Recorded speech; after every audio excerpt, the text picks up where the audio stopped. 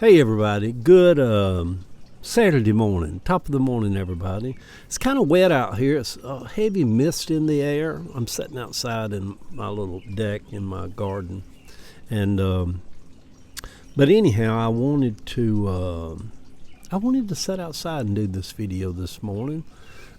It's a post about walking in spirit, being spiritual, being in tune with the spiritual things around us.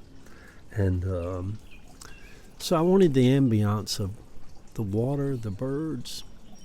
I come to the garden alone. You remember the old song? While the dew is still on the roses, and a voice I hear falling on my ear, the Son of God is calling. Yeah. Anyhow, there's that. Good morning, everybody. The Morning Post. The garden is enjoying the morning rain. Birds are quieter this morning than usual. They're usually a lot louder, but it's stormy, kind of rainy here. It feels odd that it is already Memorial Day weekend and school is out now, when it seems that 2026 is just getting started. I was thinking yesterday about the spiritual bonds I had with people in the past. Spiritual bonds are different from religious bonds or church bonds or friendships. It is people you feel bonded with in a spiritual sense. And maybe some of you people don't understand that or get it, that wasn't raised up in church world. But it is people you feel bonded with in a spiritual sense. You trust their insights into things. Something about their spiritual walk connects with your spiritual walk. For many years, my spiritual bond was with my cousin, Annette, who took me in her home also when I was a little boy, and I lived with her and Paul for off and on for years. In her youth, she was so on target with just about everything she would tell me in the spirit. Then there was Brother Tom Burdett and my cousin David King. He was keen on spiritual insights also.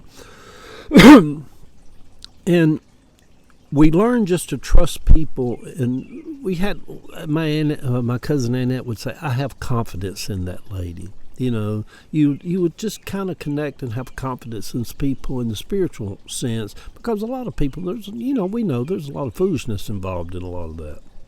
And but there was some where foolishness wasn't involved. They connected on levels that was pretty palpable. So,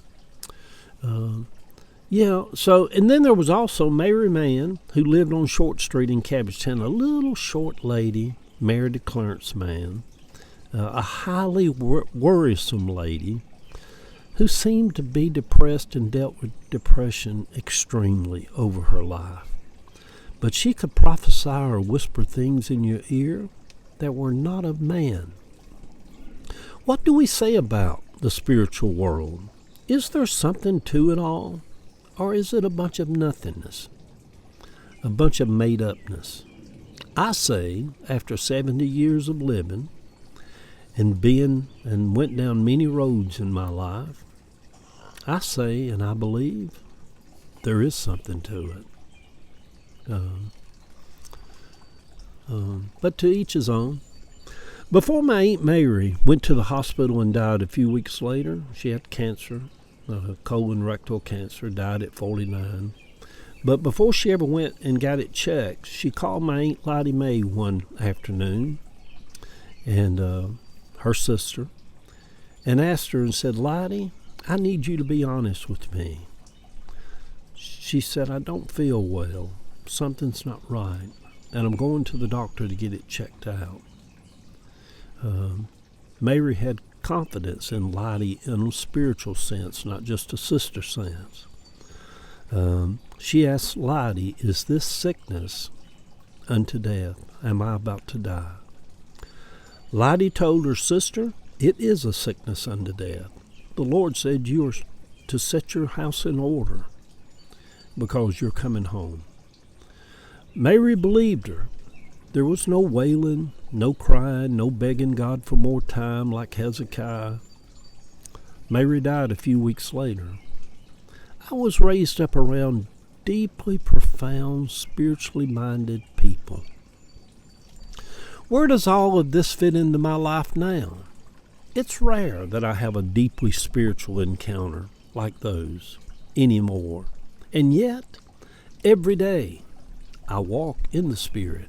I feel the Spirit. I wonder sometimes, is there a God? Yet, I see God in everything. I feel God heavily this morning. The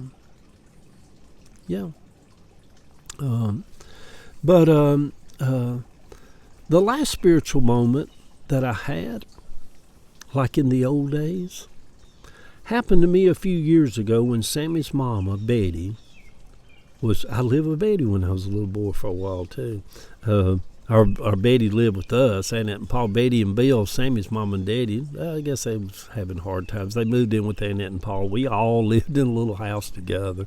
I love Sammy's mama. For all the things I could say about her, she was so good to me when I was a little boy, so kind and so sweet. She was the only woman I ever knew that could drive a car back then. Betty would drive a car, everywhere. I thought, how cool is that? A woman can drive a car. It was just unheard of, y'all. But the last spiritual moment I had, like in the old days, happened to me a few years ago when Sammy's mama, Betty, was rushed to the hospital. Sammy was always so upset. He was her caregiver for years. And he told me the night before, he's like, Eddie, I think this is it. Mama's about to go. The next morning, I'm sitting at my shop. I get there early at 7:30 and I always sit in the dark and meditate, write, pray, do whatever. Just have my moment to get my day started. And as I'm sitting there in the shop, Spirit spoke to me and said, go to the hospital in Lithonia right now and tell Betty that her time of departure is not at hand. And so I know this sounds crazy to many of you out there in the world to hear this, that don't believe in spirit and believe it's all a bunch of gobbledygook and all that kind of stuff, and that's fine. But I have never refused to obey spirit. It is almost not even a part of any discussion. It is so real in the moment. There is no question but to get up and obey. So I called Ava and asked her if she could come and watch the shop. And I told her, I said, I need to go to the hospital in Lithonia. I didn't call ahead. When I walked into her room, it surprised Sammy and her that I just showed up. She said, oh my goodness, Eddie, I'm so glad you came to see me. I said, Betty, I just didn't come to visit. I come with a message from the Lord. I remember she just sat up. And, I told her, I said, the Lord spoke to me this morning and told me to come here to tell you in person, this sickness is not a sickness unto death. And when I did, I just remember her gasping, and she threw up she was so frail, she raised up one little hand, and she just started crying, spoke in tongues a little bit, and she's like, oh my goodness, Eddie, I knew that, I knew it. She said, I just needed to hear it so bad. So, she lived 2 years after that. Went back home, had another couple of years, but on that morning it wasn't her time to go. And for whatever reason, she just needed to be told in confirmation it wasn't her time to go. The Lord works in mysterious ways sometimes, don't he, y'all? But anyhow, good morning, everybody. Good Saturday morning. And he walks with me, and he talks with me, and he tells me I am his own. And the joy we share as we tarry there, none other has ever known. Love y'all.